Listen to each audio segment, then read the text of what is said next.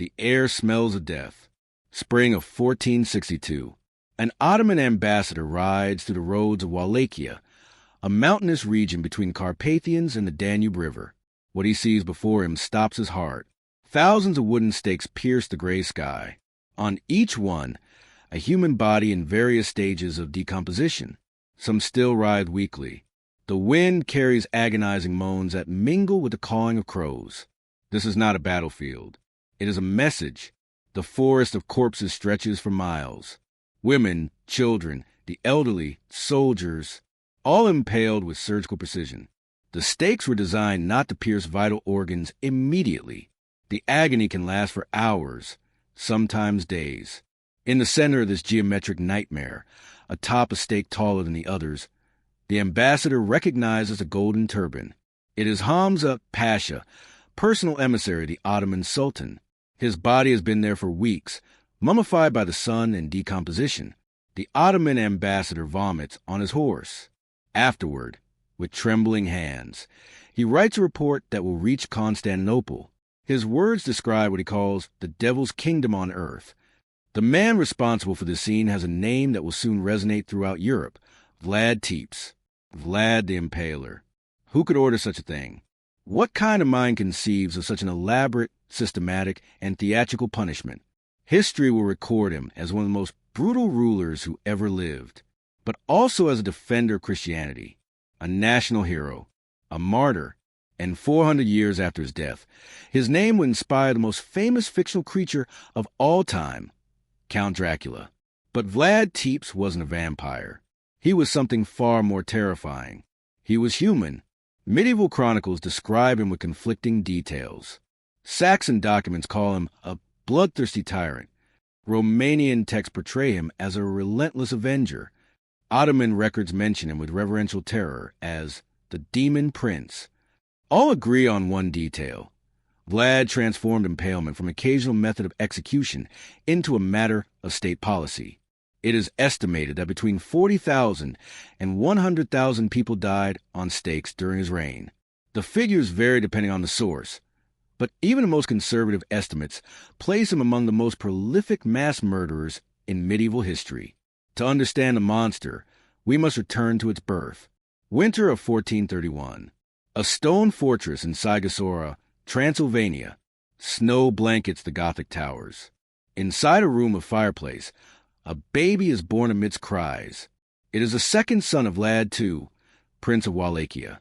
The father is a member of the Order of the Dragon, a secret society founded by the Holy Roman Emperor to defend Christendom against Ottoman expansion. Because of this membership, the father is known as Vlad Drăculea, Vlad the Dragon. In Old Romanian, Dracul means dragon, but also demon. The newborn will receive the diminutive, Drăculea, son of the dragon, son of the demon. Eastern Europe at that time was an existential battleground. The Ottoman Empire was advancing relentlessly from the south. Constantinople, the last bastion of the Byzantine Empire, lay dying under constant siege. Wallachia occupied a deadly strategic position. It was a shield between the Christian world and the Muslim conquest. Whoever ruled these lands had to play an impossible game, surviving between two empires that could crush them at any moment. Vlad grows up in this world of fragile alliances and deadly betrayals. His father, Vlad II Drăculea, is a master of deceptive politics. He pledges loyalty to the Hungarian king while secretly negotiating with the Ottoman Sultan. He collects tribute from both sides. He survives by switching alliances as easily as others change their clothes. But in 1442, when young Vlad was just 11 years old, his father made a calculated mistake. Sultan Murad II summoned him to Gallipoli for negotiations. Vlad II knew it was a trap, but he had no choice. He brought his two youngest sons with him, Vlad and his brother Radu. It was a guarantee of safety. The Ottomans wouldn't kill a father who came with willing hostages. The plan works. Vlad II saved his life. But the price is terrible. The Sultan keeps the children, not as prisoners in dark dungeons, but as guests at the imperial court. It is a polite abduction. The brothers will live in Adrianople, the provisional capital of the Ottoman Empire, while their father rules Wallachia as an obedient vassal.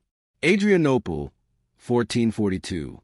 Two Christian children are introduced to the heart of the empire their religion considers an existential enemy of their faith. For young Vlad, the next 6 years will be an education in survival, politics, and terror.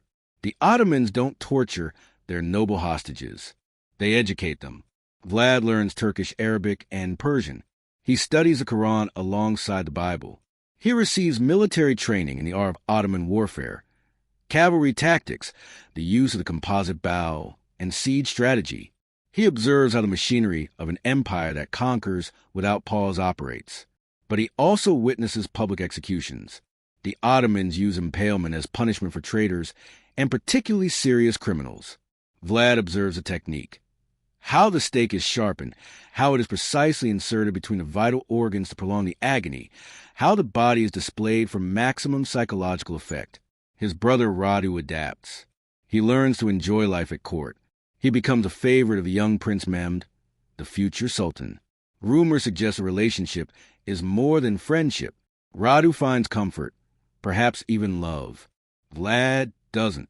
Vlad observes, learns, and accumulates hatred. Every day of captivity is a wound that will never heal. Every Ottoman lesson is a weapon he will use against them. 1447. A messenger arrives from Wallachia with news that will change everything. Vlad's father, Vlad II Drăculea, has been murdered by local boyars, the Wallachian landowning nobility. Worse still, his eldest brother Mircea has been captured, tortured, and buried alive after having his eyes gouged out with red-hot irons. The family has been destroyed. The throne of Wallachia is vacant, and Vlad, barely 16 years old, understands that his polite captivity is over.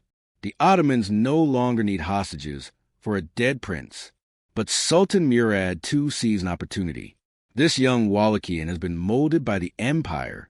He speaks its languages, understands its culture, knows its power. He can be the perfect puppet. In 1448, the Sultan offers him a deal.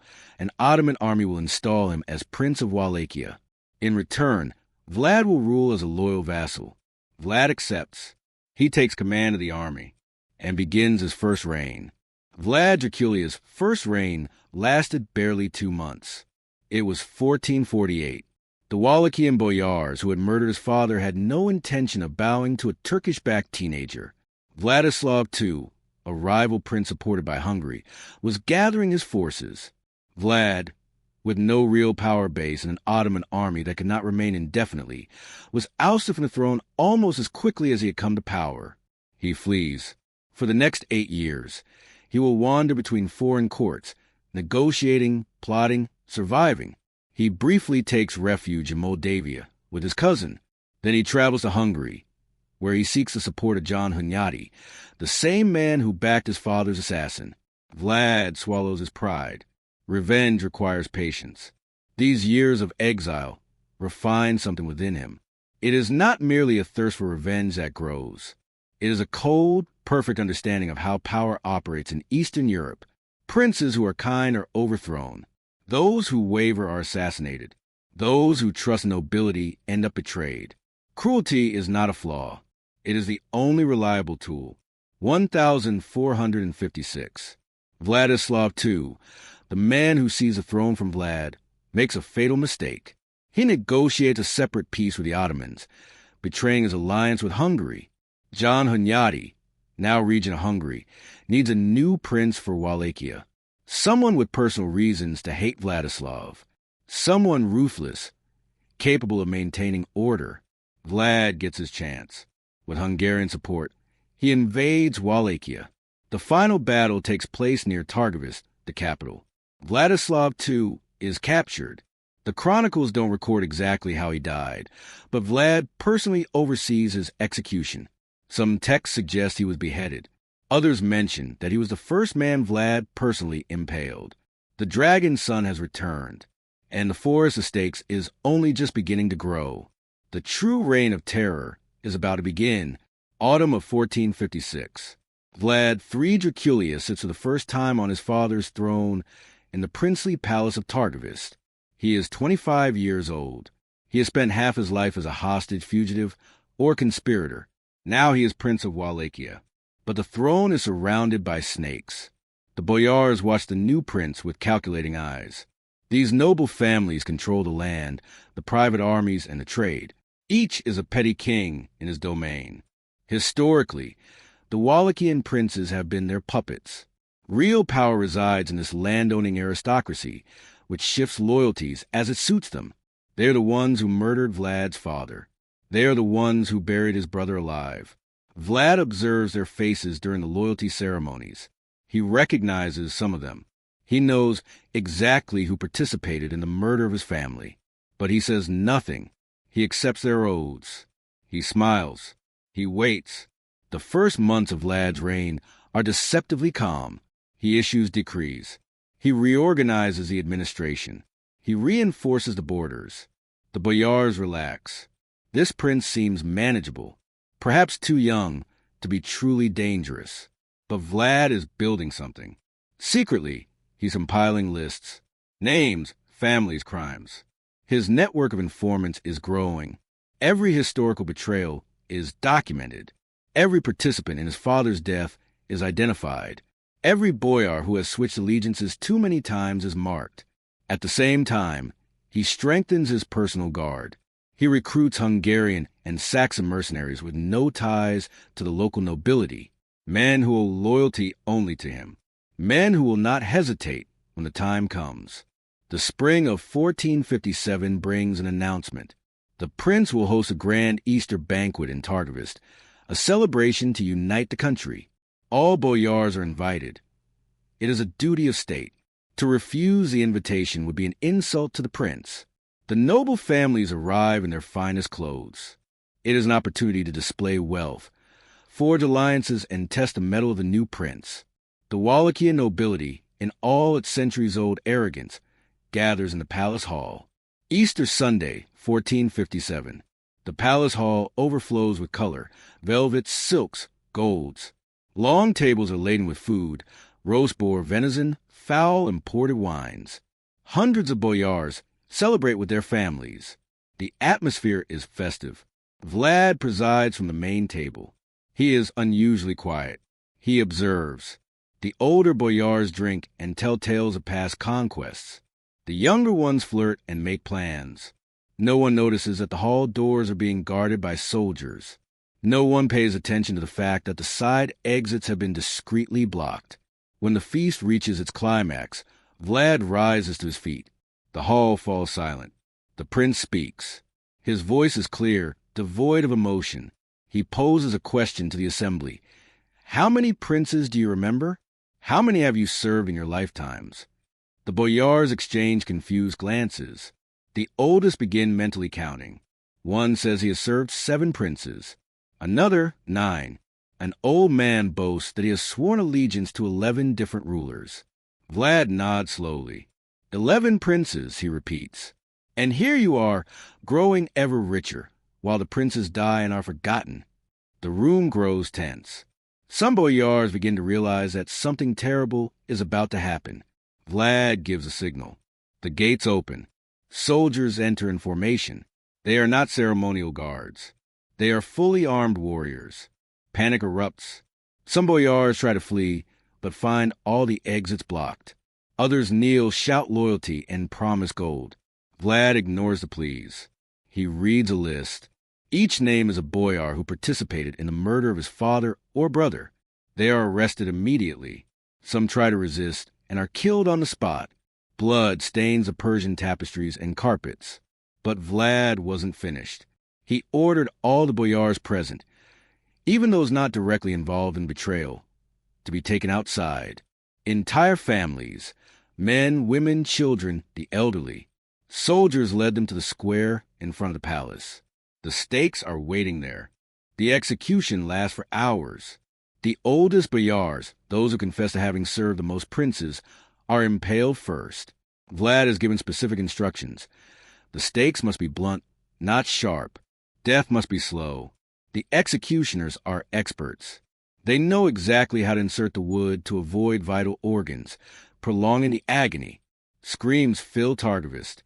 The townspeople watch from their windows, terrified. Some boyars die within minutes. Others take hours. A few survive until the following morning. Vlad remains present throughout the execution. He watches each impalement. He doesn't look away. He shows no emotion. Not all are executed. Vlad has a more sophisticated plan for some. The younger, stronger boyar families receive a different order. They will be spared if they march. 60 kilometers to the north, in the mountains near the Argeș River, lie the ruins of an ancient fortress. Vlad orders these boyars and their families to march there, without rest, without water, without food. When they arrive, exhausted, many having died along the way, they receive their forgiveness. They will rebuild the fortress stone by stone, with their own hands, dressed in their festive clothes, now rags. They will work until they die, or until the castle is complete. This fortress will be known as Poenary. It will become Vlad's personal refuge, literally built on the bones of his enemies. Within weeks, the traditional Wallachian aristocracy is destroyed. Centuries of lineage end at the stake or in forced labor. The balance of power that has governed Wallachia for generations collapses. Vlad wastes no time lamenting. He immediately begins to build a new government structure. He appoints administrators of humble origins, men without aristocratic ties, loyal only by virtue of their dependence on the prince. He reorganizes the tax system. He centralizes military power. Every decision is designed to concentrate absolute authority in his hands. Foreign ambassadors send alarmed reports to their courts. The new prince of Wallachia is not playing by the traditional rules. He does not negotiate with the nobility. He does not seek consensus. He simply gives orders, and anyone who disobeys ends up at the stake. News of the Easter massacre spreads across Eastern Europe. The stories grow with each repetition. Some say 1,000 boyars died. Others speak of 5,000. The exact numbers are lost in the hyperbole of horror, but the message is clear. Wallachia has a new kind of ruler. The Saxon merchants of Transylvania, German-speaking cities within Wallachian territory, watch with unease. They have enjoyed special trading privileges for decades. They pay less tax and operate outside normal princely jurisdiction. But Vlad doesn't seem to respect past agreements. In the summer of 1457, Vlad issued new trade decrees. The Saxons would lose their tax exemptions. They would pay the same rates as everyone else. When the merchants protested, citing old treaties, Vlad reminded them that the treaties were signed by dead princes with dead boyars. He is not bound by ghost agreements. A group of Saxon merchants from Brasov attempted to resist. They organized a trade boycott. They pressured the Hungarian king to intervene. They sent letters describing Vlad as an illegitimate tyrant. Vlad responds with characteristic brutality. In the autumn of 1458, his soldiers attacked the suburbs of Brasov. It is not a full-scale invasion, but a surgical punitive raid. The merchants who organized the boycott are captured. Their families are captured as well. The Saxon chronicles recorded this event with obsessive horror. They describe how Vlad ordered the merchants to be impaled in the market square, how he invited the citizens of Brasov to watch, how some victims were skinned alive before impalement, how children were impaled alongside their parents. One of the most disturbing accounts describes a scene that will be repeated in European texts for centuries. Vlad hosting a banquet amidst a forest of impaled bodies, eating and drinking while the dying groaned around him. Is it true? Propaganda exaggeration? Impossible to know for sure. But the image will remain etched in the European imagination. Vlad's reputation as a monster is sealed. And he's only just getting started. Spring of 1459. A fountain in the central square of Targovist. Crystal clear water falls into a stone basin. Beside it, attached by an iron chain, is a solid gold cup. Ornate, valuable, visible. Anyone can drink from it. Thirsty merchants, travelers, beggars. Thousands of people use this cup every week. But no one steals it.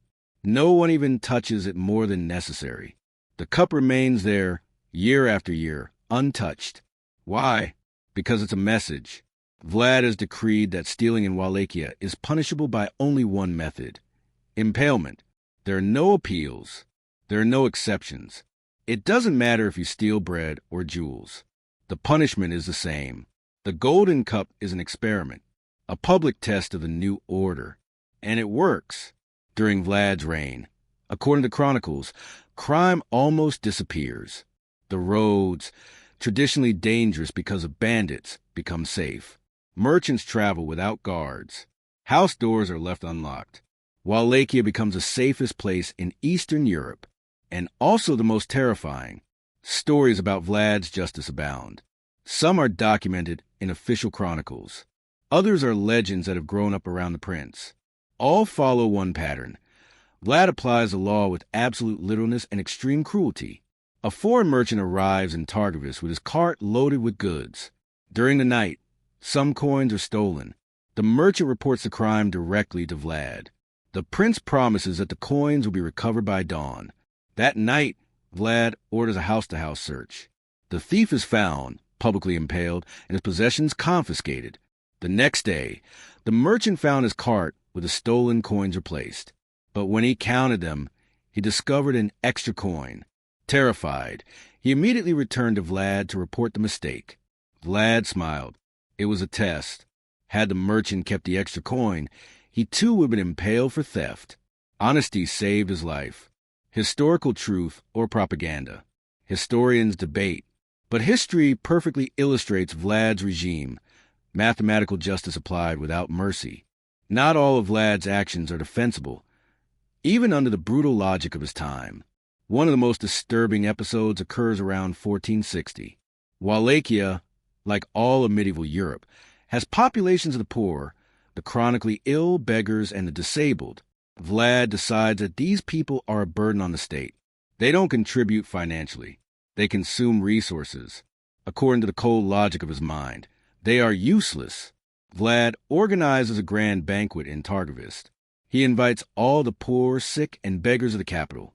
He promises them unlimited food, wine, and entertainment. Thousands arrive. It is a unique opportunity. The prince is personally feeding the hungry. As the feast reaches its peak, Vlad appears. He asks the crowd if they desire a life without worries, without hunger, without suffering. The answer is unanimous. Yes. Vlad orders the doors closed. The soldiers seal them from the outside. Then they set the building on fire. Saxon chronicles record that the screams lasted for hours. No one escaped. Vlad watched from a safe distance as the building burned to ashes. According to the text, their justification was twofold. It freed these people from their suffering and alleviated the state's economic burden. It is brutal efficiency elevated to selective genocide. Stories about Vlad and his obsessively strict code of conduct include numerous anecdotes about foreign ambassadors. One of the most famous involves Ottoman emissaries. 2 Turkish ambassadors arrive at Vlad's court. When they enter the throne room, they follow Ottoman custom. They keep their turbans on. In Turkish culture, removing one's turban before a foreigner is a sign of extreme submission. The ambassadors believe that a respectful greeting is sufficient. Vlad asks why they are insulting the prince by keeping their hats on. The ambassadors explain that it is their custom, that they are not being disrespectful, but following their tradition. Vlad replies that he deeply respects traditions, so much so that he will help the ambassadors maintain theirs. He orders his guards to nail the turbans to the ambassadors' heads with iron nails. Did it really happen? Ottoman records don't mention it directly, which could be evidence that it's a later propaganda invention, or simply that it was too shameful to record. But the story circulates widely in Europe. It reinforces Vlad's image.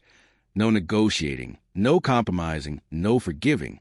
Vlad's obsession with moral order extended to the private lives of his subjects. Several accounts describe punishments for adultery and sexual behavior outside of marriage. One particular story illustrates his cruelty. A woman is accused of adultery. Her husband reports her to Vlad's authorities. Brought before the prince, the woman denies the accusation. She insists on her innocence. There is no conclusive evidence, only the husband's word against the wife's. Vlad orders the woman to be cut open from her vagina to her chest. Then, still alive, she is impaled and publicly displayed. Her body is left exposed for all to see, literally her insides. The message is clear. Women who betray their husbands have defiled their bodies. Vlad simply makes that desecration visible. Other texts describe men accused of extramarital sex being castrated before impalement, prostitutes being mutilated. Vlad's Puritanism is as violent as his sense of justice. Why such cruelty? Historians have debated for centuries. Some argue that Vlad was simply a psychopath, a mass murderer who enjoyed inflicting suffering. Others suggest that his brutality served a political purpose, to consolidate power in a fragmented and constantly threatened state. The truth likely encompasses both. Vlad grew up in a world where mercy was weakness, and weakness was death. He watched his father attempt to play a balanced game between powers and end up assassinated. He saw the traditional nobility shift loyalties like clothes and cling to power while princes died. His conclusion: absolute power requires absolute terror. If every crime, every act of disobedience, every deviation from the established order results in a horrific death, then order is maintained. It's ironclad logic, amoral, brutal, but effective. The results are undeniable. During Vlad's reign, Wallachia experienced unusual stability. Crime collapsed. Taxes were collected efficiently because no one dared to evade them. Corruption among officials disappeared because punishment was immediate and public. Vlad reinforces the border defenses. He builds fortresses. He reorganizes the army. The economy thrives because the trade routes are secure.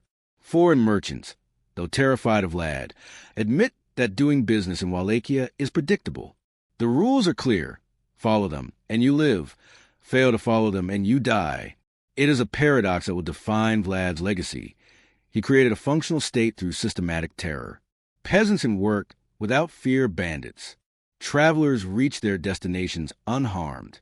Widows and orphans receive state protection because Vlad punishes with death anyone who exploits them. But this protection comes at a price. Any deviation, any mistake, any suspicion can end in execution. By 1460, two narratives about Vlad were circulating simultaneously in Europe. The Saxons of Transylvania were writing pamphlets describing a bloodthirsty demon.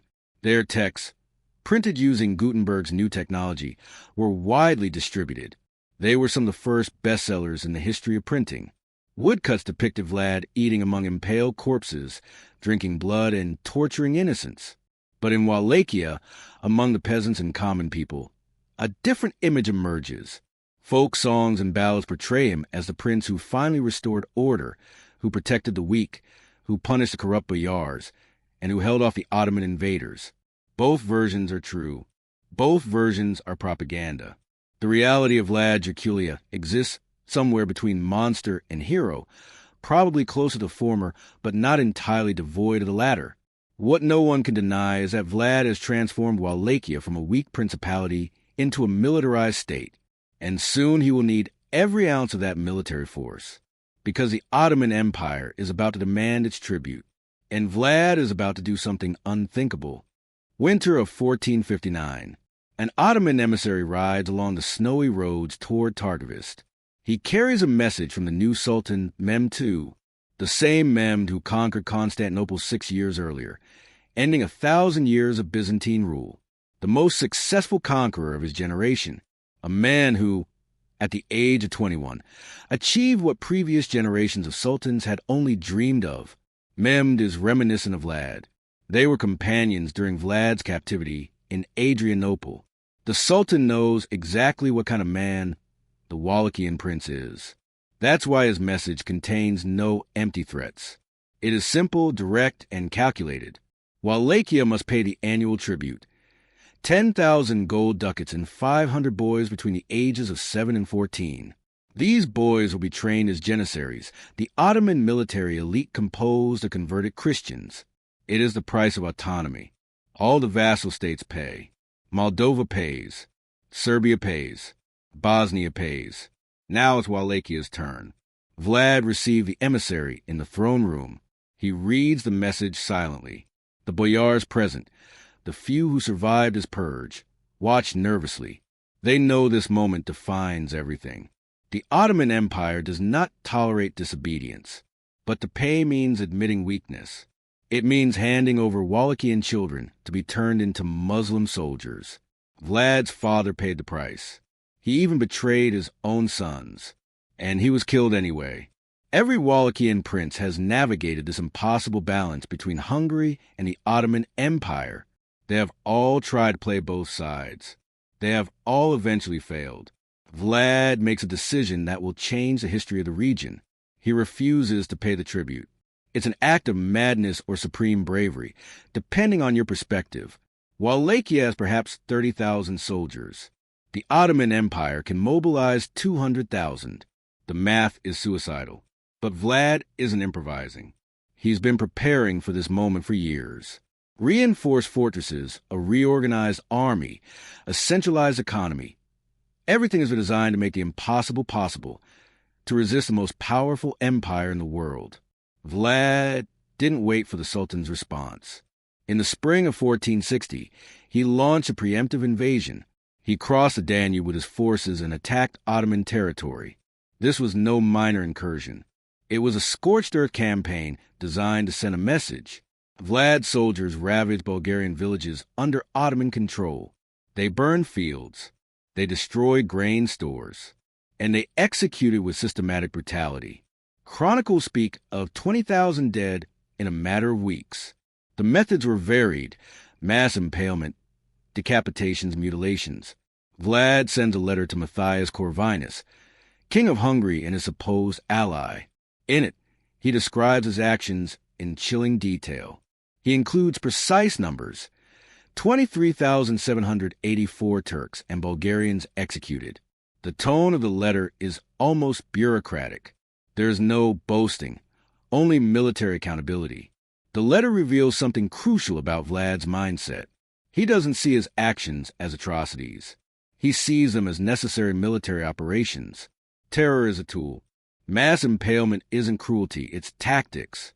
Constantinople, spring of 1462. Sultan Mehmed II receives reports of Vlad's attacks. His response is cold fury. No vassal state has so openly defied the empire since the fall of Constantinople. To allow Wallachia to escape punishment would be to invite further rebellions. Mehmed mobilizes a massive army. Estimates range from 60,000 to 150,000 soldiers. It includes janissaries, Sipahi cavalry, and siege artillery. It is a force designed not only to defeat Vlad, but to wipe Wallachia off the map. Accompanying the army is an element that guarantees victory: Radu, Vlad's younger brother. Radu the Handsome, as he is known at the Ottoman court. He has remained in Constantinople all these years. He converted to Islam. He became a favorite of the Sultan. Now he returns to Wallachia as an alternative prince, backed by Ottoman power. It's an invasion, but also a civil war. Brother against brother. June 1462. The Ottoman army crosses the Danube and advances toward Targovist. Vlad knows he cannot face them in open battle. The math is impossible. So he employs the only advantage he has: knowledge of the terrain and a willingness to do the unthinkable. Night of June 17th. The Ottoman army is encamped on the plains near Targovist. Tens of thousands of soldiers sleep in their tents. Guards patrol the perimeter, but security relies on numbers. Who will be foolish enough to attack this army? Vlad personally leads an elite force. Perhaps 10,000 men, some say fewer. His objective is not to destroy the Ottoman army. It is to kill the Sultan. The Wallachians attack from multiple directions simultaneously. They ride straight toward the center of the camp, where the imperial tents are located. They carry torches. They sow chaos, panic, and fire. The Ottomans, awakened in the dead of night, are unable to organize themselves. They cannot distinguish friend from foe in the darkness. Vlad came dangerously close to Mehmed's tent. Some accounts say he was just meters from the Sultan, but the Janissary Guard reacted. The Wallachians were outnumbered. Vlad ordered a retreat. The night attack fails to achieve its primary objective. Mehmed survives, but the psychological impact is devastating. The Sultan who conquered Constantinople nearly dies in his own tent. The Ottoman army, considered invincible, was penetrated at its heart by a fraction of its size. The Ottomans continue their march toward Targovist. They are furious, humiliated, and thirsting for revenge. But as they approach the Wallachian capital, they encounter something that halts their advance. It's the forest of impaled bodies that opened this documentary. 20,000 corpses, perhaps more, mostly Turkish and Bulgarian prisoners captured during Vlad's raids, but also Wallachian traitors, suspected boyars, anyone Vlad considers security risk. The stakes stretch for kilometers. They're arranged geometrically in perfect rows. Some victims have been dead for weeks. Others are recent. Some are still alive, moaning weakly. The smell is indescribable. The visual impact is overwhelming. The Ottoman army halts. The soldiers, battle-hardened men, vomit. Some refuse to advance. Even Mehmed, the conqueror of Constantinople, shudders. Ottoman chroniclers will record that the Sultan said, "I cannot conquer the land of a man who does such things, who rules his people in this way." Mehmed did not completely abandon the campaign, but his strategy changed. Instead of pursuing Vlad through mountains and forests where Wallachian guerrilla tactics were supreme, the Sultan did something more astute. He left his army under the command of subordinate generals and elevated Radu as a rival prince. It's a war of attrition. Radu begins courting disaffected boyars. He offers amnesty, gold land. He promises a more traditional, less terrifying government. Slowly, Vlad's power base erodes. Meanwhile, Vlad desperately seeks external support. He sends messages to Matthias Corvinus of Hungary, reminding him that Wallachia is the shield of Christendom, and that if it falls, the Ottomans will have a direct route to Hungary. But Matthias is playing his own political game. He has received funds from the Pope for a crusade against the Turks. Officially, he should support Vlad, but Vlad is unpredictable, brutal, and difficult to control.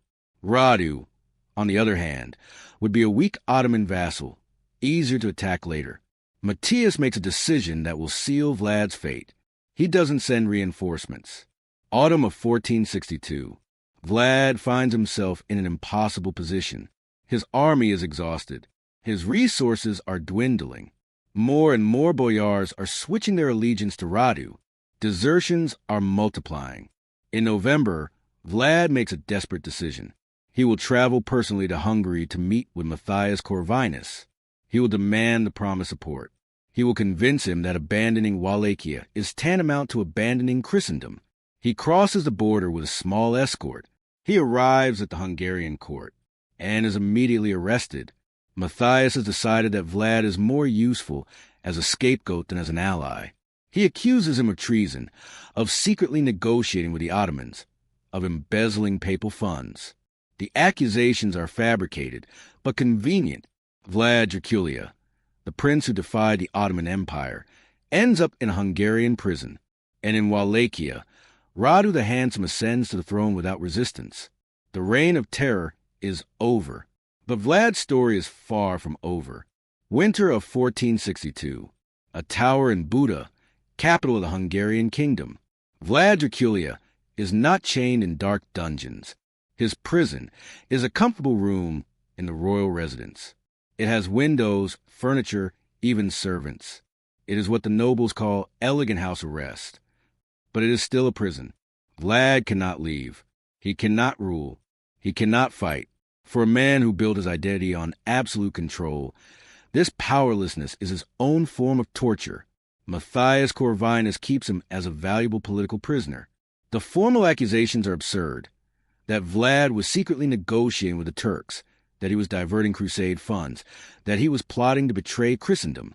Nobody really believes them. All of Europe knows that Vlad almost killed the Sultan, but the accusations provide legal cover for the arrest. The real truth is simpler. Matthias received papal funds for an anti-Ottoman crusade. He spent that money on his own campaigns. He needs to justify why he didn't help Wallachia. Vlad is the perfect scapegoat. As Vlad languishes in Buda, his reputation is systematically destroyed. The Saxon merchant of Transylvania, who suffered his attacks years earlier, see an opportunity for revenge. They commission printed pamphlets describing Vlad's atrocities in pornographic detail. These pamphlets represent a technological and propagandistic revolution. Gutenberg's printing press had only been in operation for a few decades. The texts about Vlad were among the first bestsellers of the printing era. They were distributed throughout Western Europe, Germany, France, England. The stories blend real events with chilling fantasies. They describe Vlad impaling babies on their mother's breasts, eating bread soaked in the blood of his victims, skinning his enemies alive and wearing their hides, and cutting open the bellies of pregnant women to see the fetuses. Some of these stories are based on documented events. Others are wild exaggerations. Many are complete fabrications. But in 15th century Europe, where most people couldn't verify facts, pamphlets created an indelible image. Vlad Drăculea became synonymous with absolute evil. He was the monster German mothers used to frighten their children with, the name that embodies boundless cruelty. What did Vlad do during these years of captivity? Historical records are fragmentary, but some pieces emerge. He learned Hungarian fluently. He read extensively. He studied Christian theology with renewed intensity, perhaps seeking justification or redemption for his actions. There are reports that he maintains his disturbing habits even in prison. Some accounts mention that he captures birds and mice, then impales them on small stakes he makes from wood in his cell, as if the urge were so deep that he couldn't stop it even without human victims. Is it true, or just more propaganda? Historians debate, but history reveals something important. Vlad had become a legend even while he is still alive. Reality and myth are inextricably intertwined. Meanwhile, in Wallachia, Radu the Handsome rules as an Ottoman vassal prince. His reign is completely different from his brother's. Radu negotiates, compromises, and maintains peace with the empire. He is exactly the kind of ruler Mem desired. But Radu faces a fundamental problem. For many Vlachs, especially the peasants and soldiers who lived under Vlad, Radu is a traitor, a converted Muslim, a Turkish puppet. Folk ballads still sing of Vlad, the prince who dared to defy the Sultan.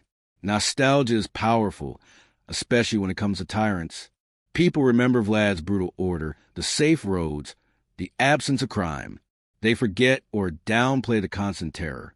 The terrifying ruler is transformed into a golden memory. In 1473, Radu died. The circumstances were unclear, possibly due to illness. His death created a power vacuum. Different factions of boyars supported different candidates. Wallachia slipped back into its traditional chaos. 1474. Vlad has spent 12 years in captivity. During this time, something changes in his relationship with Matthias Corvinus. Perhaps the Hungarian king recognizes that Vlad, with all his flaws, is an effective warrior. Perhaps the political situation has changed enough to make the prisoner useful.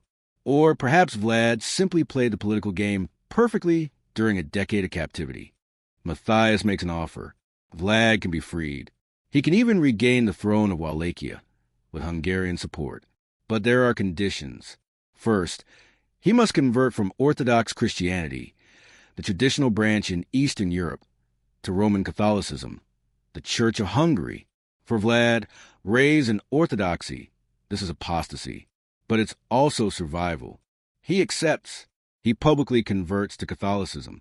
We don't know if he had genuine faith or if it was simply extreme pragmatism, probably a mixture of both. The second condition is personal. He must marry Ilona Szilágyi, a member of the Hungarian royal family, and a cousin of Matthias himself. The marriage is the political bond. It means that any heir of Vlad will have Hungarian blood. It means that Wallachia will be permanently tied to Hungary. Vlad accepts this as well. He marries Ilona. Records suggest they had 2 children in the following years. We know nothing about their personal relationship. Vlad is not a man who leaves records of private emotions. 1476. After 14 years of exile and imprisonment, Vlad Drăculea returns to Wallachia for the 3rd time. He comes with a Hungarian army, official backing from Matthias, and a determination that only time can forge. Wallachia is under the rule of Basarab Lyotta, a prince supported by the Ottomans. When Basarab learns of Vlad's return, he flees without a fight. He remembers perfectly who Vlad is. He has no intention of ending up on a stake. Vlad regains the throne in November of 1476. He is 45 years old. He has lived longer than most men of his time. He has survived childhood captivity, multiple wars, political imprisonment, and the wrath of 2 empires. But the Vlad who returns is not the same man. 14 years have passed. His power is not absolute as before. He depends on Hungarian support. The boyars are different, a new generation that did not live through his first reign. And most importantly, the Ottoman Empire is not forgotten. The first few months of Vlad's third reign are eerily quiet. There are no mass purges. There are no forests of impaled bodies. Vlad seems to have learned some form of restraint, or at least discretion. He reorganizes the army. He reinforces strongholds. He restores alliances. But it's like rebuilding a house on destroyed foundations. The territory is weakened by years of instability. The economy is damaged. And every day there are reports of Ottoman movements on the border. Mehmed II has not forgiven. The Sultan is now 54 years old, a veteran of dozens of campaigns. He has expanded the empire to unprecedented limits. And he still remembers the Wallachian prince who nearly killed him in his own tent. December 1476, barely a month after regaining the throne, reports reach Targovist. An Ottoman army is crossing the Danube. It's not a massive invasion like in 1462, but a substantial force nonetheless. And it comes with a specific objective: to kill Vlad Drăculea. Vlad is gathering his forces. They are fewer than he would like. His army has had barely weeks to reorganize. But he has no choice. Waiting means allowing the Ottomans to grow stronger. He must attack now. Late December, the forest near Bucharest. The Wallachian forces engage the Ottomans in a series of skirmishes. It is not a formal battle, but guerrilla warfare in wooded terrain. At some point during these clashes, Vlad Drăculea dies. The exact circumstances are a historical mystery that will never be fully solved. Some accounts say he was assassinated by an Ottoman agent disguised as a Wallachian soldier. Others suggest he died in open combat. Some later sources even claim he was killed by his own men, boyars who saw an opportunity for betrayal. What we know for certain: his head was cut off and sent to Constantinople. Mehmed II wanted physical proof. Vlad's head was preserved in honey and publicly displayed in the Ottoman capital. The demon of Wallachia was finally dead. He was 45 years old. He had reigned 3 times. He had killed tens of thousands. He had defied the most powerful empire of his time. And their story was just beginning, because death was only the beginning of the legend. January 1477. Somewhere in Wallachia, the remains of Vlad Drăculea are being brought for burial. His head is in Constantinople, displayed as a war trophy, but his body needs rest. According to tradition, he was buried in Snagov Monastery, a religious complex on an island in the middle of a lake near Bucharest. It is a fitting place for a prince, secluded, protected, sacred. But here begins one of the most fascinating mysteries in Romanian history.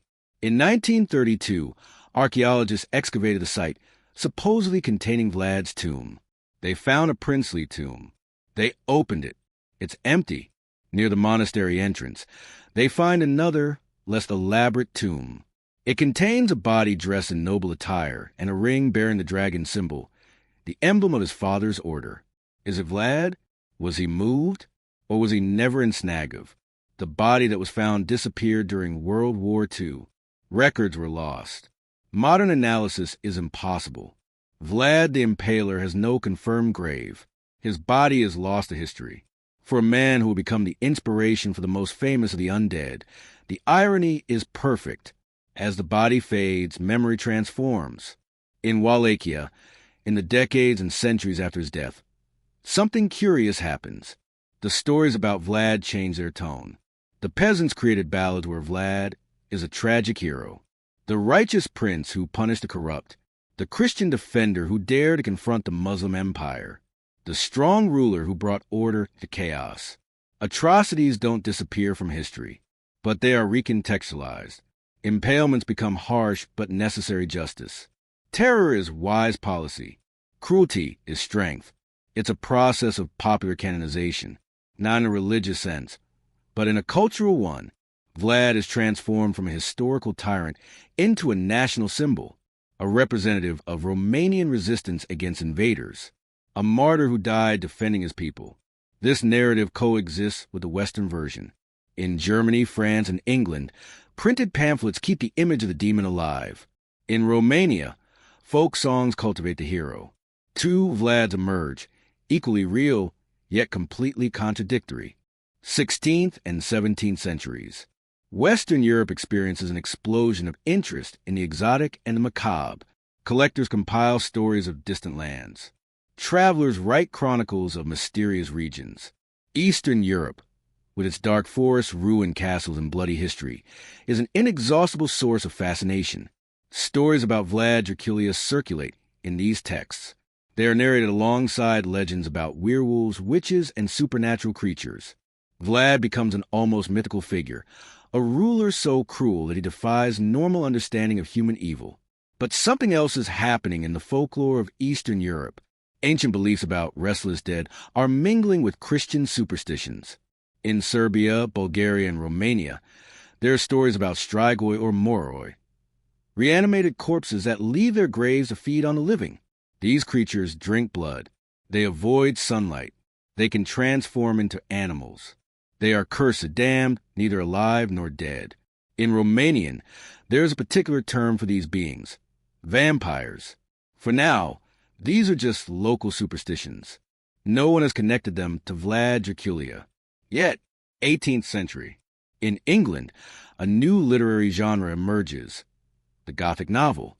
Authors like Horace Walpole and Anne Radcliffe write stories of haunted castles, dark secrets, and psychological terror. The public devoured these narratives. Gothic literature draws on the medieval, the Catholic, and the foreign. It situates its horrors in Italy, Spain, Germany, any place sufficiently distant and other for Protestant English readers. Eastern Europe, mysterious and little known, is the perfect setting. In 1718, a book entitled Travels of Three English Gentlemen describes Eastern European vampire legends in sensational detail. It is one of the first Western texts to treat the subject seriously, although seriously is relative. Vampire stories capture the European imagination. In 1748, Heinrich August Ossenfelder's poem Der Vampir was published in Germany. It was the first literary use of the vampire as a transgressive and sexual metaphor. During the 19th century, vampire stories proliferated. John Polidori wrote The Vampire in 1819, creating the archetype of the aristocratic vampire. James Malcolm Rymer published Varney the Vampire in 1847, a serialized story that popularized many tropes. Fangs, the neck bite, the female victim. But none of these stories mention Vlad Drăculea. The Wallachian prince and the literary vampire exist in separate universes, until an Irish author unites them forever. 1890. Abraham Bram Stoker is a 43-year-old Irish actor and writer. He works as a manager of the Lyceum Theatre in London. He has published a few stories, but nothing memorable. He is searching for the idea for his great novel. Stoker is an obsessive researcher. He reads compulsively about folklore, history, and geography. He is fascinated by vampire legends and decides to write a novel on the subject. But he needs something unique, something that will differentiate his vampire from the dozens of previous stories. In the British Library, Stoker finds a book, an account of the principalities of Wallachia and Moldavia by William Wilkinson, published in 1820. The text includes a footnote about Vlad Drăculea, briefly describing his cruelty and mentioning that he was known as Dracula. Stoker was fascinated. The name sounded perfect. Dracula. In his cursory research, he interpreted Dracul as meaning demon in Romanian, which was partially correct. He didn't delve deeply into Vlad's true story. In fact, many details he included in his novel were historically inaccurate, but the connection is made. Stoker decides that his vampire will be a Romanian count. He will use the name Dracula. He will locate his castle in Transylvania. And although the character in the novel will have little to do with the historical Vlad, the name will forever link the medieval prince with the fictional vampire. May 1897. Bram Stoker's Dracula is published in London. It is an epistolary novel told through diaries, letters, and documents. The story is relatively simple. Count Dracula travels from Transylvania to England to expand his undead kingdom. He is confronted by a group of Victorian heroes led by Professor Abraham Van Helsing. The novel was not an immediate success. Reviews were mixed. Some critics praised it. Others considered it excessive, even vulgar. Sales were moderate. Stoker would never see his work become a cultural phenomenon. He died in 1912 without knowing that he had created one of the most influential characters in the history of literature. But the seed is planted. Dracula is reprinted. It is adapted for stage. And when cinema emerges as a mass medium, Stoker's novel becomes an inexhaustible source of adaptations. 1922, Nosferatu, the unauthorized German film that changes names but maintains the basic story. 1931, Dracula, with Bela Lugosi, the adaptation that defines the iconic image of the vampire with a cape and European accent. 1958, Dracula with Christopher Lee, which adds explicit erotic elements. Each adaptation reinvents the character. The vampire becomes more romantic, more tragic, more seductive. The connection to the historical Vlad is deepened in some versions, ignored in others. 20th century. Romania, under communist rule until 1989, has a complicated relationship with the legend of Dracula. On the one hand, the vampire is Western fiction that distorts Romanian history. On the other, it represents immense tourist potential. The Nicolae Ceausescu regime moderately promotes Dracula's castle in Bran, even though Vlad probably never lived there. It's a picturesque 14th century castle that vaguely matches Stoker's descriptions. Perfectly Instagrammable, completely inaccurate. Vlad's true fortress, Poenry, lies in ruins in the mountains. It requires climbing 1,480 steps. There is no souvenir shop. It is an austere place, eerie in its abandonment, much more fitting for the historical Vlad. After the fall of communism, Romania fully embraced Dracula tourism. Bran Castle became a major attraction. Themed tours proliferated. Hotels with vampiric names sprang up. It was a multi-billion-dollar industry based on the connection between a fictional character and a historical ruler who probably never drank human blood. The irony is profound. Vlad Drăculea used terror as a political tool. 500 years later, that same terror has become a tourist commodity. 21st century. Two narratives about Vlad Drăculea coexist uneasily. In Romania, he is a complex national hero. Statues commemorate him. History books study him. Politicians invoke his name when speaking of defending national sovereignty. He is not a figure without controversy, but he is recognized as a fundamental part of Romanian identity. In the West, it's primarily the vampire. Internet searches for Dracula generate millions of results for movies, series, and novels. Searches for Vlad Tepes generate a fraction of that number. The historical prince has been completely eclipsed by his fictional version. Historians constantly debate, was Vlad a monster or a hero, a psychopath or a patriot, a bloodthirsty tyrant or an effective ruler in a brutal era? The answers depend on which sources you consult, which values you prioritize, and what context you consider. The inconvenient truth, Vlad Drăculea was brutal even by medieval standards. His use of impalement was extraordinary in scale and systematicity. But he also operated in a world where cruelty was a common tool of governance. The Ottomans impaled, the Hungarians burned, the Saxons quartered. Vlad simply refined the art to levels that horrified even his contemporaries. Did he kill 40,000 people? 100,000? The numbers are impossible to verify.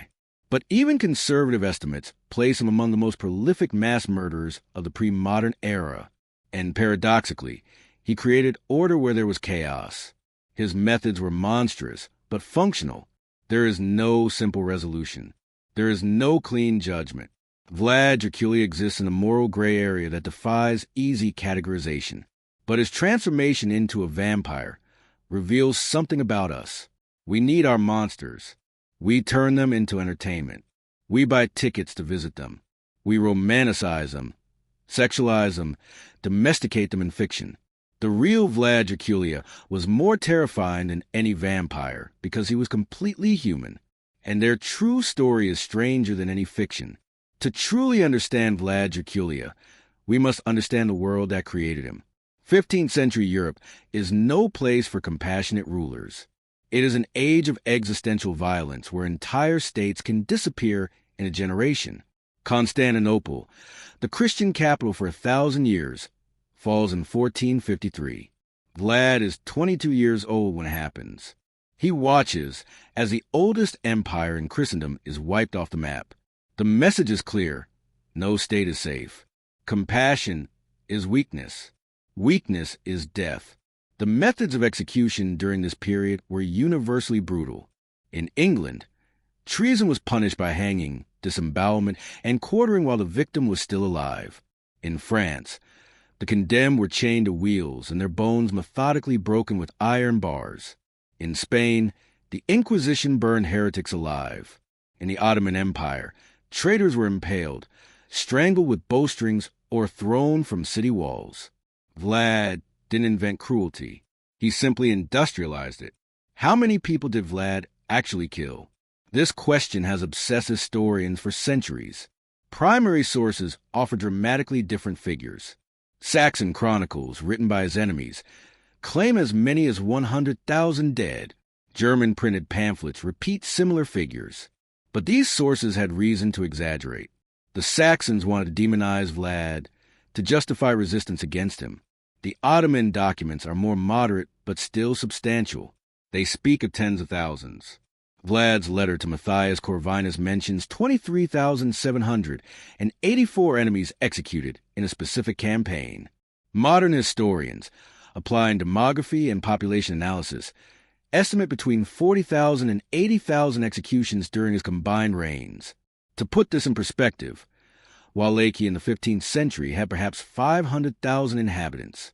Vlad potentially executed between 8 and 16% of his country's total population. It was selective genocide. It didn't target a specific ethnic group, but rather functional categories: disloyal boyars, criminals, unproductive poor, prisoners of war. It was simultaneous political, social, and military cleansing. What kind of mind can order such atrocities? Modern psychologists have speculated extensively, although diagnosing someone who died 550 years ago is inevitably a speculative exercise. Some suggest psychopathy, an inability to feel empathy, a fascination with causing suffering, and a need for absolute control. Vlad exhibits many of these markers: systematic cruelty, a lack of visible remorse, and the ability to observe torture without apparent emotion. Others argue for a complex post-traumatic stress disorder. Vlad spent his childhood as a hostage. He witnessed formative Ottoman brutality. He saw his father murdered, his brother buried alive. This trauma could create a personality where extreme violence is a normalized response to threats. There's also a purely rational explanation. Vlad may have coldly calculated that maximum terror produces maximum obedience. He wasn't insane. He was a strategist who used terror as a political tool. His methods worked. Wallachia enjoyed unusual stability during his reign. The truth likely includes elements of all these explanations. Vlad was a product of trauma, genetics, and choice. He was a victim who became a perpetrator. He was a monster who saw himself as a savior. The chronicles of Vlad are filled with men, boyars, sultans, kings, soldiers. Women are mostly invisible, but they were there, and their stories reveal additional dimensions of Vlad's regime. His first wife is almost entirely shrouded in mystery. Some sources suggest he married before his first exile. During the Ottoman attack of 1462, legend has it that his wife, taking refuge in Poenary Castle as the Turks approached, leaped from the walls into the Argesh River, saying she preferred her body to rot in the open water rather than be captured by the Ottomans. Is it true? Impossible to verify. But the story illustrates the terror that surrounded Vlad. To be associated with him meant constant mortal danger. His second wife, Ilona Shalagi, left more records. She was a Hungarian noblewoman, a cousin of the king. Her marriage to Vlad was a political transaction. They had at least 2 children. After Vlad's death, Ilona disappears from historical records. We do not know what happened to her. The women Vlad executed are equally anonymous. The chronicles mention mutilated prostitutes, alleged adulteresses impaled, and widowed boyars massacred with their families. But they have no names. They are statistics in a forest of victims. Beyond his cruelty, Vlad was genuinely innovative in military tactics. His campaign against the Ottomans in 1462 demonstrated principles that will be formalized centuries later. He systematically used scorched earth tactics. When he learned that the Ottoman army was coming, he evacuated entire towns, burned fields, and poisoned wells. When Mehmed arrived, he found barren territory. His supply lines were dangerously stretched. He employed psychological warfare on an unprecedented scale. The force of impaled men was not just cruelty, it was strategic calculation. It demoralized the Ottoman army more effectively than direct battle.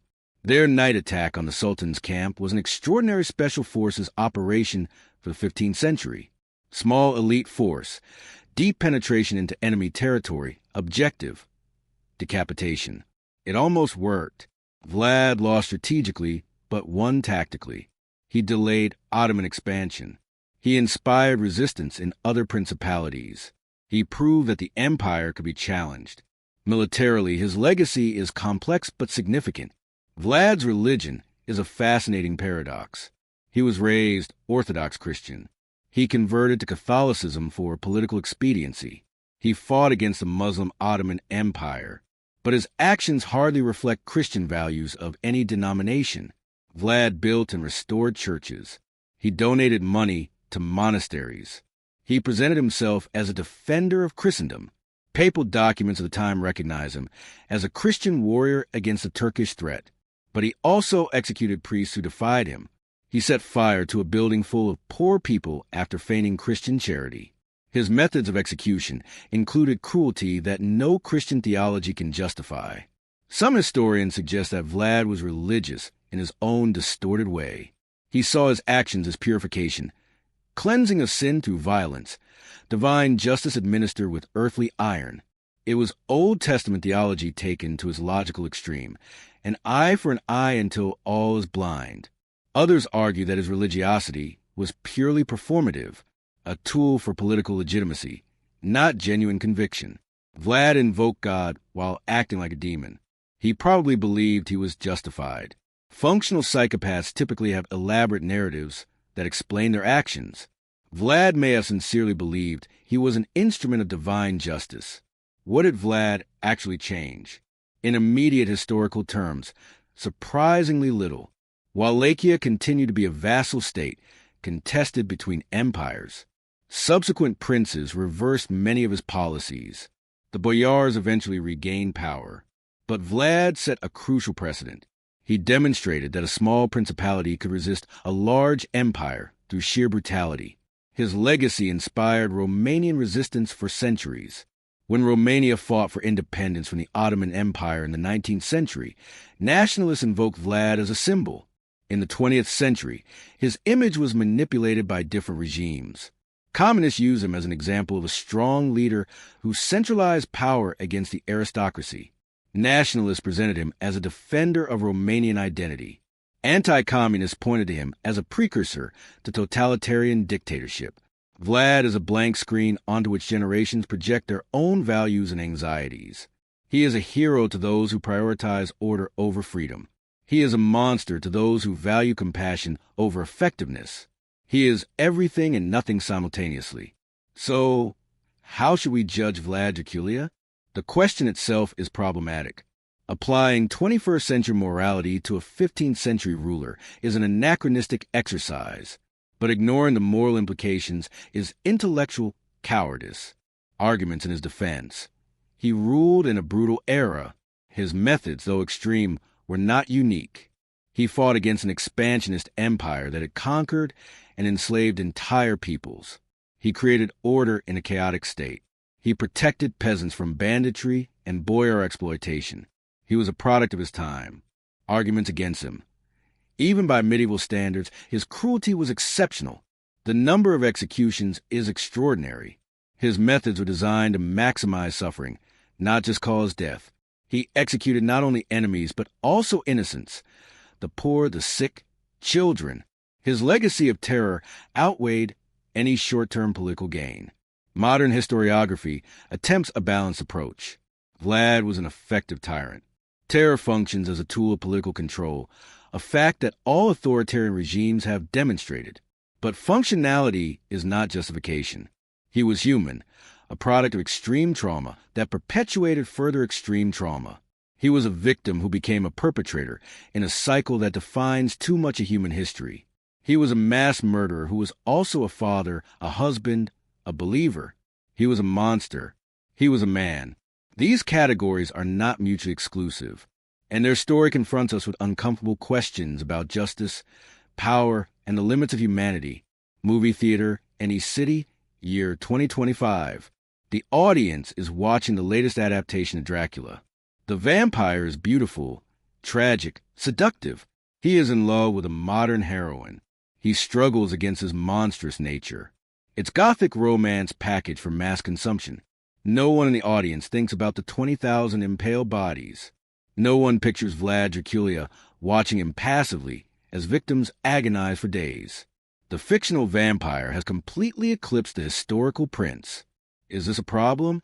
Romanian historians certainly think so. They have fought for decades against the vampirization of their national history. But it's a losing battle. Fiction is more powerful than facts. Myth consumes reality. And perhaps that reveals something fundamental about us. We prefer our monster safe, romantic, controllable. The fictional Dracula can be tamed, redeemed, even loved. The real Vlad defies all possibility of redemption. The 20th century, an era that proved that humanity's capacity for atrocity did not diminish with modernity. Adolf Hitler killed millions. Joseph Stalin killed millions. Mao Zedong killed millions. Pol Pot killed millions. They all surpassed Vlad in scale. Modern technology enables industrial genocide that medieval princes could only imagine. But there is a disturbing continuity. The use of terror as a political tool, the systematic dehumanization of victims, and the ideological justification of mass murder. Vlad Drăculea didn't invent tyranny. He was one of its most theatrical practitioners, but far from the deadliest. And every dictator since has shown that humans don't need to be vampires to be monsters.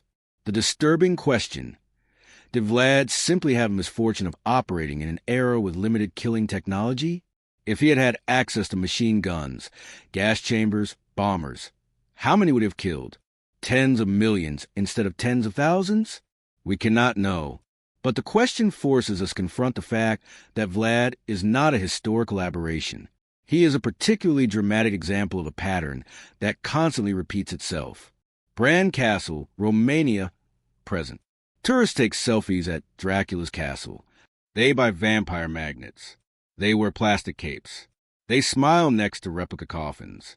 80 kilometers away, the ruins of Poenary Castle are practically deserted. Few tourists make the effort to climb 1,480 steps. There is no souvenir shop, only cold stones and wind whistling through broken walls. This is a geography of selective memory. We celebrate fiction. We ignore reality. It's more convenient to buy a coffee mug with a cartoon vampire image than to confront the moral implications of real man. Nazi concentration camps are preserved as solemn memorials. Genocide sites in Cambodia are treated with reverence, but the places where Vlad massacred thousands are themed tourist attractions. Why? Because enough time has passed. 5.5 centuries allow horror to transform into entertainment. Vlad's victims have no living descendants protesting. There is no suffering community demanding respect. The pain is old enough to be consumable. If Vlad were alive today, how would he be tried? Obviously, before an international tribunal for crimes against humanity. Genocide, systematic torture, war crimes. The conviction would be automatic. But consider this. Many of Vlad's contemporaries would also be condemned by modern standards. The difference isn't moral, it's temporal. We've collectively decided that the 15th century is far enough away to be history rather than justice. And here's the question that haunts us. 500 years from now, how will the leaders of the 21st century be judged? What actions that we consider normal or justifiable today will be seen as unacceptable atrocities? History is not about the past. It is a mirror that reflects the present. Modern Romania has a complex relationship with Vlad. He is both a source of national shame and national pride. School textbooks present him as a hero who resisted foreign invasion. Tour guides emphasize his justice, not his cruelty. This process of historical rehabilitation is not unique. Every nation selects which parts of its history to celebrate and which to minimize. Americans build monuments to founding fathers who owned slaves. The British commemorate colonial leaders responsible for mass famines. The Mongols celebrate Genghis Khan as a national hero, despite the tens of millions he killed. Nationalism requires myths, and myths require selective editing. Vlad is useful for the Romanian national narrative, the strong ruler who defended sovereignty against powerful empires. The tens of thousands of deaths become a footnote. It's not inherently different from how any nation constructs its identity. It's simply more obvious when the national hero was literally known as the Impaler. The Dracula brand generates hundreds of millions of dollars annually. Movies, television series, novels, video games, merchandise. It's a massive industry built in the name of a man who died 550 years ago. Bram Stoker died in poverty. Vlad died in battle. Neither saw a penny of the economic empire their lives would have generated. The irony is profound, and the industry just keeps growing. Each generation reinvents Dracula according to its own anxieties and desires. The 1950s made him terrifying. The 1980s made him seductive. The 2000s made him romantic. The next decade will probably find a new angle. The vampire is a perfectly malleable metaphor. It represents whatever we want it to represent: parasitic aristocracy, forbidden sexual desire, fear of death, attraction to transgression, anything. Vlad Drăculea provided the name, but the monster we created reveals more about us than about him. If there's a lesson in Vlad's story, it's this: terror works. Not morally, not ethically, but functionally. Terror is an effective tool of political control. Wallachia under Vlad was orderly. Crimes were punished immediately and brutally. Obedience was absolute. The system worked exactly as designed. And this is an uncomfortable truth that democratic societies prefer not to confront. We value freedom, human rights, and due process. But these systems are inefficient by design. They allow for disorder, crime, and disobedience. They are morally superior, but functionally more chaotic. Authoritarian regimes, from Vlad the Impaler to modern dictators, offer an alternative: absolute order in exchange for freedom. And many people throughout history have accepted that deal because order is seductive, security is attractive, the price is only freedom, dignity, and a few thousand lives. Vlad shows us an extreme version of this exchange, and it forces us to ask where we draw the line. How much freedom do we sacrifice for security? How much cruelty do we tolerate for order? These are questions that each generation must answer anew. Sigosora, Transylvania, present day. The house where Vlad Drăculea was born is now a restaurant. Tourists eat goulash in the room. That could have been his cradle. There's a Dracula-themed menu. The waiter wears a black cape. It's all entertainment. Outside, in the medieval square, a statue of Vlad gazes with bronze eyes. His face is stern, authoritarian, impossible to read. Below, a plaque describes him as defender of Wallachian freedom. It makes no mention of the impalements. It makes no mention of the 20,000 bodies. This is a selective amnesia that allows history to continue. We choose what to remember. We choose how to remember. And we choose to forget what we find too uncomfortable to confront. But the dead do not forget. Somewhere beneath Romanian soil, in a lost or unmarked grave, the remains of Vlad Drăculea rest. If they rest at all. If they were ever buried. If we can even call what happens to a body after 550 years rest. His head was displayed in Constantinople. It rotted eventually. It turned to dust. It was scattered on the wind that blows over the city now called Istanbul. The molecules that once formed Vlad Drăculea's brain are somewhere out there. Perhaps in water someone drinks. Perhaps in air someone breathes. It's a strangely comforting thought. The monster has completely disintegrated. It has returned to its basic elements. It can't hurt us now, except he can. Because Vlad doesn't live in molecules. He lives in ideas, in memories, in warnings we don't heed, in temptations that resurface every time society faces chaos and someone promises order through force. The story of Vlad Drăculea is a story of transformation. human to monster, monster to legend, legend to entertainment, entertainment to merchandise. Each transformation takes us further from the real man and closer to the symbol we need him to be. He was a prince who ruled for only 6 years in total, in 3 fragmented reigns. He controlled a territory smaller than many modern American states. He died at the age of 45 in an obscure battle in a forgotten forest, and yet his name endures, more recognizable than emperors who ruled empires, more famous than kings who conquered continents, more lasting than dynasties that lasted for centuries. Why? Because it touched something deep in the human psyche, the fear of unchecked authority, the fascination with extreme cruelty, the question of how much evil a person can contain and still be considered human. Vlad Drăculea shows us the limits of humanity, and in doing so, he forces us to ask ourselves where our own limits lie. What would we do in this situation? How would we respond to extreme trauma? Where does justice end and vengeance begin? Where does order end and tyranny begin? There are no easy answers, and perhaps that is a final lesson. Somewhere right now, someone is writing a new version of Dracula. A director is planning a new film. An author is typing a new novel. A designer is creating a new video game. The vampire evolves. It adapts. It survives. Just as myths always survive, because they reflect truths we don't want to confront directly. And in Romania, historians continue to debate. Students continue to write essays. Tour guides continue to tell stories. Some present a hero. Others present a monster. Most present something in between, because the truth often exists in nuances that resist simple categorization. Vlad Drăculea died 550 years ago, but his story is not over. It continues to transform, multiply, and evolve, because as long as there are humans who seek power, as long as there are societies that face chaos, as long as there are people willing to sacrifice freedom for security or security for freedom, as long as there are questions about justice, morality, and the limits of acceptable human behavior, the story of Vlad the Impaler will continue to be relevant.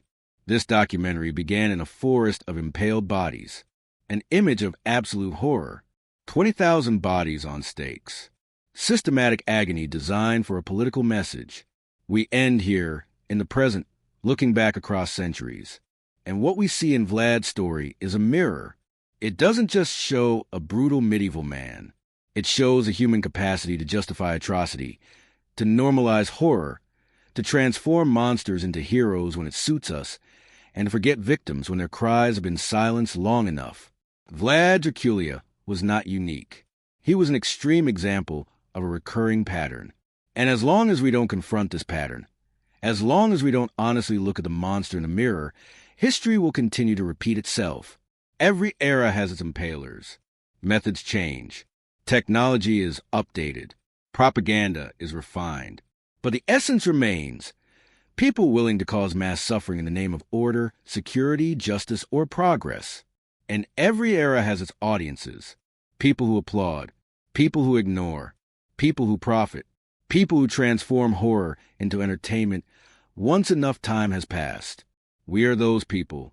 Not so different from those who lived under Vlad, or those who wrote about him, or those who gradually turned him into a vampire. So, who was Vlad Drăculea? He was a child hostage. He was an exiled prince.